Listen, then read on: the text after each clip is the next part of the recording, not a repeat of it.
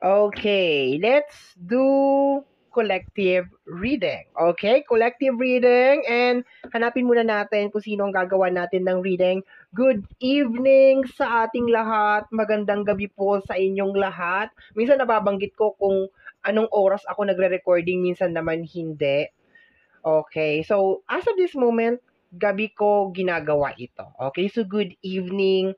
And kung tanghali mo naman na mapanood to, magandang tanghali. Kung hapon naman ay magandang hapon. At kung gabi naman ay, of course, good evening. Kung umaga naman, good morning. Ganon. Okay, at least binati kita. Okay? So, sinong gagawa natin ng reading for today? Sino? Oops, dalawa. Isa lang kailangan ko. Ayan. Sino kaya yan?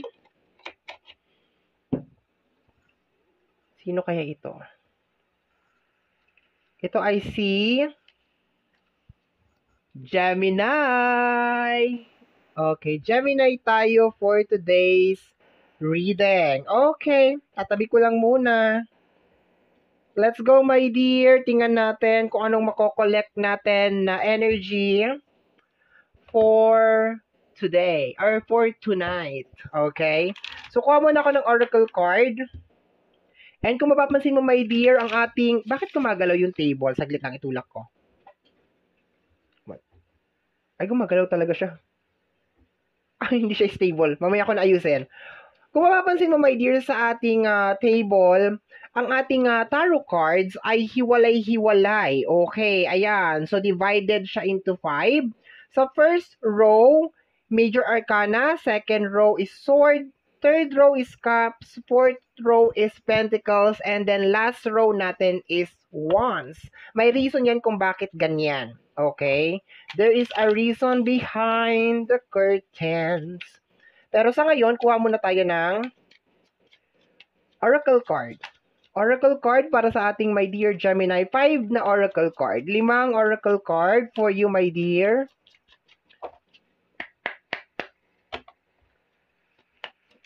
Okay, meron tayong isa.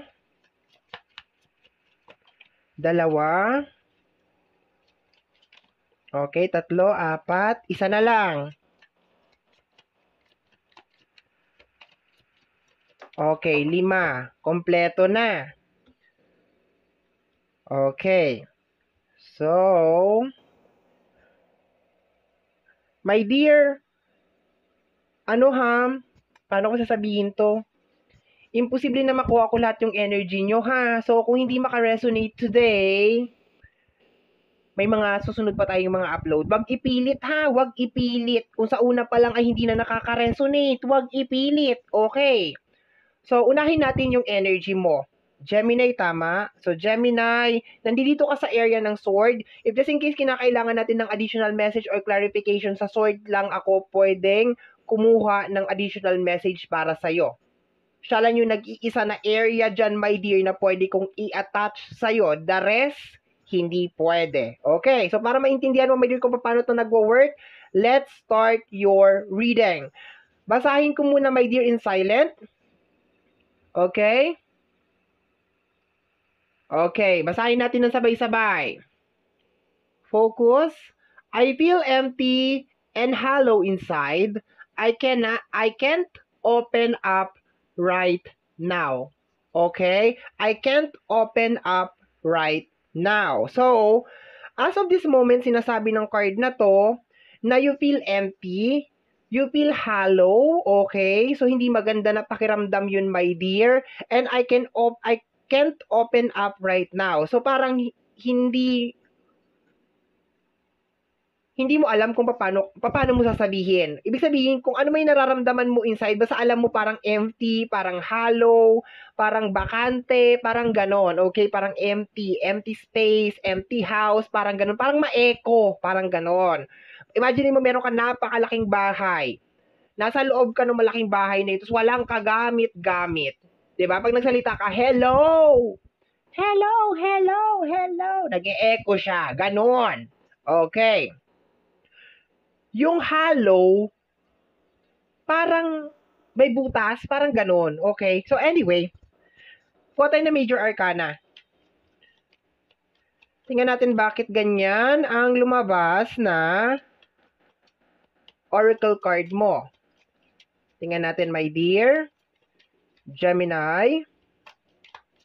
Okay, eto daw. Tingnan natin kung ano to. Teka lang. Okay. Ay, dinidigay ako. Excuse me po. Okay, we have here the star. The star are brightly shining. So, ano kukuha ko dito, my dear? It's more on parang una, dito sa image ng star, mag-isa ka dito. Okay? Nakikita ba doon? Hindi, mas nakikita dito eh.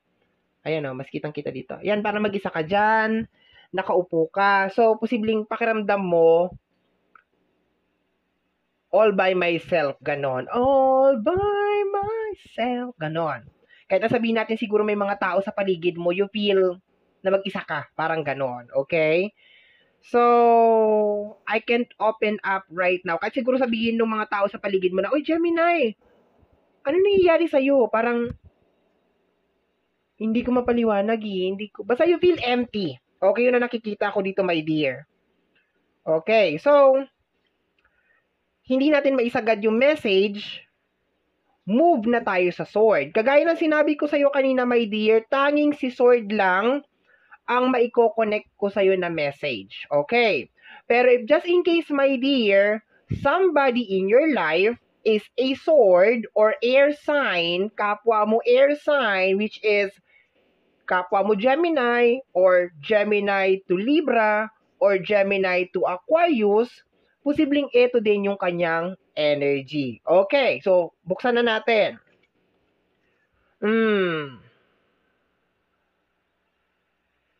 Okay. Let's go, my dear. Sabay-sabay natin basahin. Focus. I feel alone and in the dark. And hindi ko alam kung anong trip nito. Pwede naman nila sabihin, I feel alone in the dark. Bakit may an? Tanggalin niyo yung an. I feel alone and the dark. Ang pangit pakinggan. Makainis.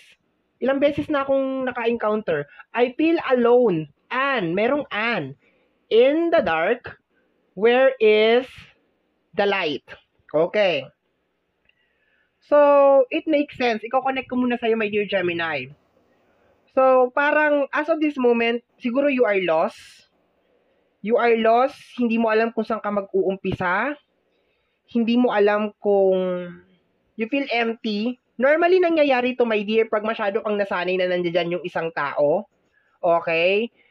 Pag masyado kang naging dependent, okay, pwede.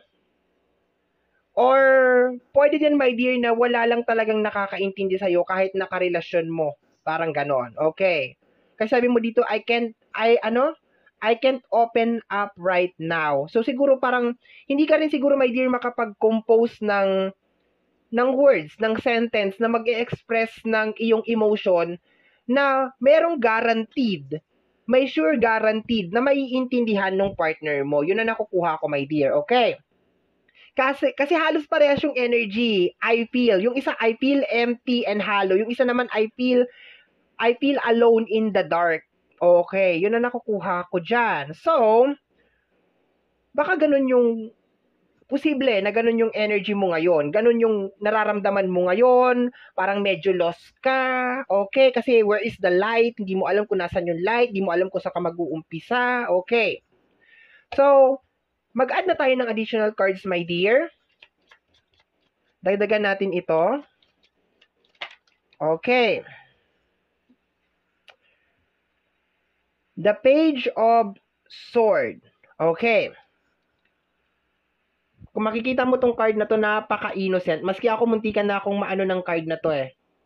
Very, very innocent, my dear. Pero kung makikita mo yung kanyang kamay, yung kanyang daliri dyan, parang inaano niya yung tinik ng rose. Okay, so, ang nakukuha ko dito, my dear, is more on parang, kung i-connect ko sa iyo, my dear, I think parang nagmahal ka ng maling tao. Yun ang nakukuha ko, my dear. Masyado kang na-deceive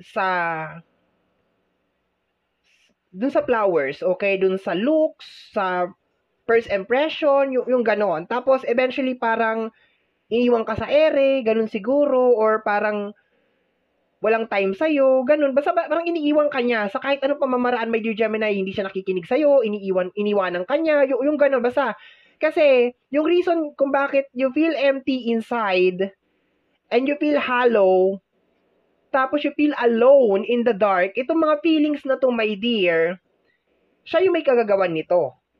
And if just in case nandiyan naman siya, hindi mo rin sa kanya masabi to. Kasi,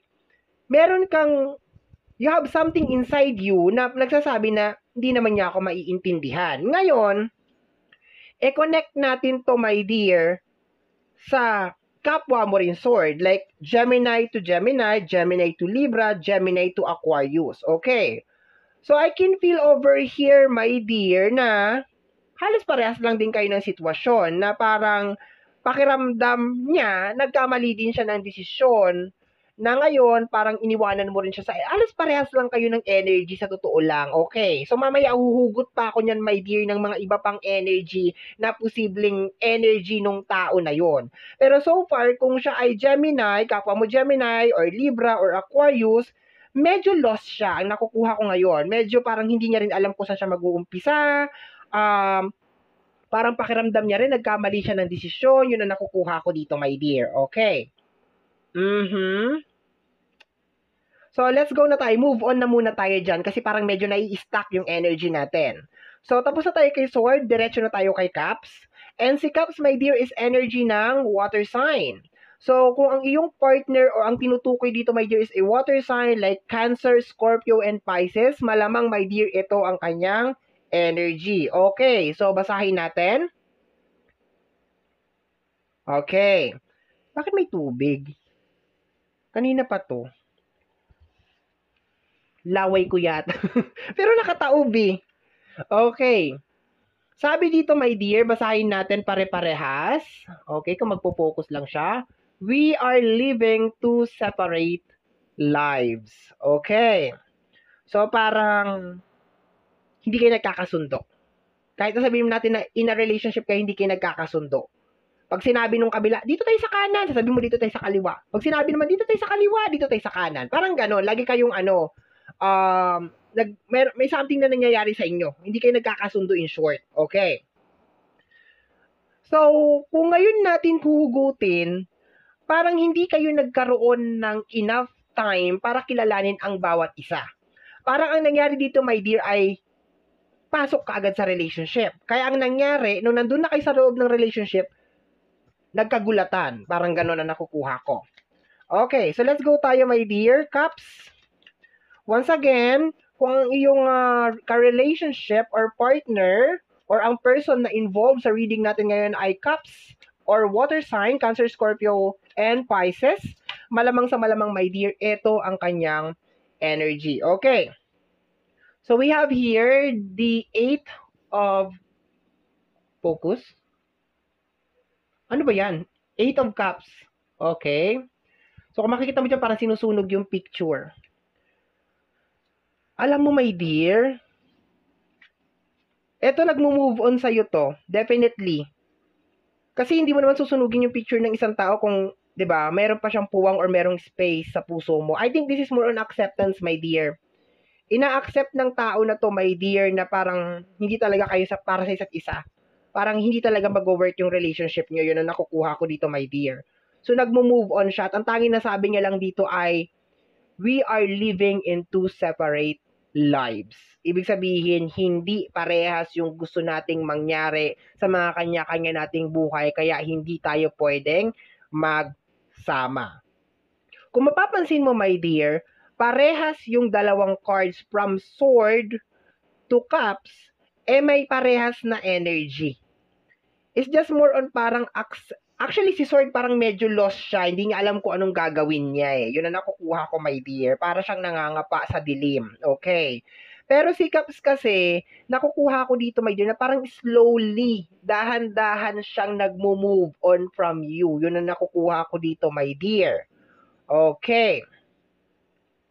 And I think, my dear, yun yung reason kung bakit pakiramdam mo, I feel empty and hollow inside.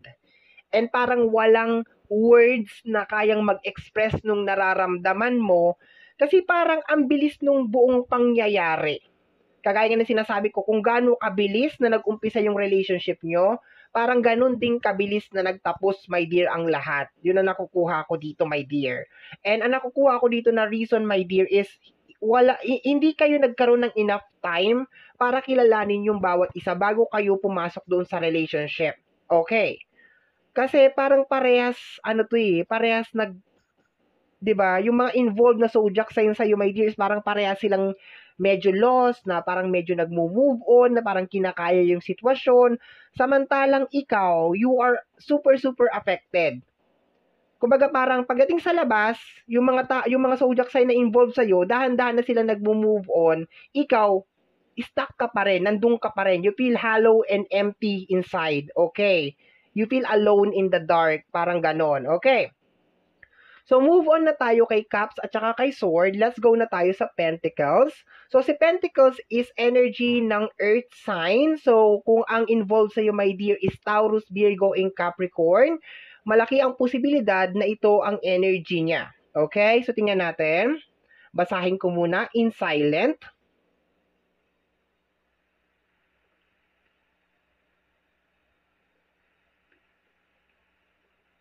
Okay. Okay, gets ko na. Parang ganun din. Okay, basahin natin pare-parehas. Medyo mahaba to. Medyo love letter ang peg. Okay? Kung magpo-focus lang. Ayon. I cannot be vulnerable. Sorry if I cannot pronounce it properly. Vulnerable. Basta yun na yun. Kayo na mag-adjust. With you. I rather hide in the darkness before I can let you see inside me. Vulnerable. May ganun talaga na part. Okay. I rather hide in the darkness before I let you see inside me. Okay? So dito, my dear, medyo nagre-release siya ng parang medyo protective. Parang ganon. Yung para bang bago mo malaman talaga yung kaimbuturan ng lahat-lahat sa akin, 'di ba? Dadaan ka muna sa ibabaw ng aking parang ganon, may ganon na eksena dito, my dear. Kasi I rather hide in the darkness Parang sinasabi niya na bago mo malaman lahat, bago mo ako mapasok, bago mo malaman lahat, parang I rather hide in the darkness. Parang ganon. Okay, kuha tayo, my dear, ng card. The Page of Pentacles. Meron ka ditong page, baka immature. Okay, you're dealing with a person na parang immature. Weird and immature. Okay, sa energy ng Page of Pentacles, my dear, parang, kasi ang mga page is young energy yan. Okay? Or baka isip bata, something like that. So, kung makikita mo dito si Page, parang innocent, pero parang ang daming, siguro, ikaw na rin siguro, my dear, napapansin mo na parang mukha siyang inosente, pero parang ang daming nangyayari sa kanya, parang ganon. So, nakukuha ko dito, my dear, na parang inosente siya, pero mapanganib. Yun ang nakukuha ko dito. And kung titingnan ko dito, my dear, ang naging reason kung bakit nauwi sa separation to, kasi I can feel na parang separation talaga to, my dear, kasi you are hollow, you are empty, you're alone in the darkness, tapos meron dalawang energy na nag-move on, tapos ito parang naghahamon ng away. I rather stay in the darkness before I let you see inside me, parang ganon. Kumbaga parang hindi mo basta-basta malalaman yung mga lihim ko, yung mga ano ko. Eto, my dear, I think very protective talaga to. No, yun na, alam mo yung very protective siya hindi sa protective na, hindi mo sasaktan. Very protective siya to the point, my dear, na parang ayaw niyang malaman yung mga hidden secret niya, yung parang ganon. So, siguro pag kinukompronta mo na siya or kinakausap mo na siya, my dear, na ganito, ganyan, ganon, lagi siyang naka-defense, ganyan, o kaya sa cellphone niya, hindi mo mabuksan yung cellphone niya, dami yung tinatago doon, yung mga ganon, okay, may something na nangyayari, yun na nakukuha ko. So, kung si Pentacles, my dear, ang karelasyon mo, definitely ang naging reason kung bakit kayo naghiwalay is yung pagiging malihim niya. Or kung karelasyon mo naman, pero pakiramdam ko naghiwalay kayo, pero kung karelasyon mo siya ngayon, my dear, kung if just in case lang ha, nanonood ka ngayon at umabot ka ng ganito kalayo, at meron kang kasama, like you are in a relationship, I can feel, my dear, na ang daming nangyayari sa loob ng relasyon nyo, na kahit na siguro matagal na kayo, or yung parang typical natin, sabihin natin na, akala nyo kilala nyo na yung bawat isa, pero hindi nyo pa kilala talaga yung bawat isa. Yun ang nakukuha ko, my dear. Okay? Or parang hindi ninyo nasasatisfied yung pangangailangan ng bawat isa. Yun ang nakukuha ko dito. Okay. May something. May hinahanap yung isa, may hinahanap din yung isa, may nililihim yung isa, may nililihim yung ganyan. Pero kung this is already end, kasi empty and hollow, alone in the dark, no, yung ganon. So, kung ito ay naghiwalay na kayo, ito yung reason. And ito yung reason kung bakit pakiramdam mo alone and empty ka in the dark. Yun ang nakukuha ko dyan. But, once again, kung si Pentacles ang karelasyon mo, my dear, this is more on lihim. Ayaw niya talagang umamin. Maski siguro anong gawin mo, my dear. Hindi siya magsasabi ng totoo. Siguro, sinungaling, liar, yung mga ganon. Okay? So, yun ang nakukuha ko dyan. Okay. So, punta na tayo sa pinaka-last na card. Ang pinaka-last na row is the fire sign. Nababahinga ko. At ang fire sign is energy ng Aries, Leo, and Sagittarius. So, kung ang karelasyon mo, my dear, is Aries, Leo, and Sagittarius, malamang sa malamang, my dear, ito ang kanyang energy. Okay. Basahin ko muna.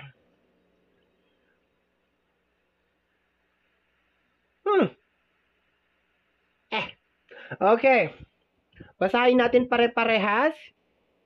Kung magpo-focus lang siya. Teka lang ha. You have become too difficult for me to handle. That's a big turn off. Okay. Yung focus ko ay naglolo ko. You have become too difficult for me to handle. That's a big turn off. Okay, so na-turn off daw siya sa'yo. Kasi, hindi kanya ma-handle. Hindi kanya makontrol. So, sabi ko nga, my dear, posibleng itong energy na to is something talaga na parang nagkagulatan talaga kayo sa kalagitnaan ng relasyon nyo. Na hindi kayo nagkaroon ng enough time para kilalanin ang bawat isa. Okay, so tingnan natin. Kung Aries, Leo, and Sagittarius naman, na-turn off siya sa'yo kasi ayaw mo daw magpa-control or hindi kanya ma-handle. Tingnan natin. Kuha tayo ng card. The Two of Wands. Okay, Two of Wands. So, ang Two of Wands kasi is more on madalas decision making kasi yan siya. Kung kaya nakatingin siya sa malayo kasi more on decision making.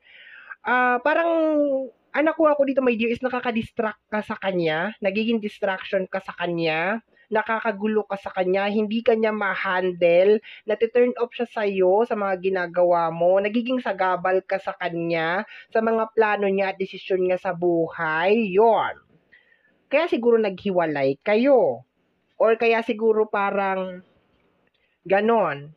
Pero ang reason ni Aries, Leo, and Sagittarius is hindi kanya makontrol, and hindi kanya mapasunod, nakakaabala ka sa mga desisyon niya, sa pag-iisip niya, and nati-turn off siya sa'yo. May ginagawa ka na nati-turn off siya sa'yo. Ganon.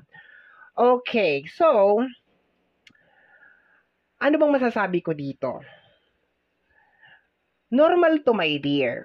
Lalo na kung hindi kayo nag-spend ng time para kilalanin ang bawat isa.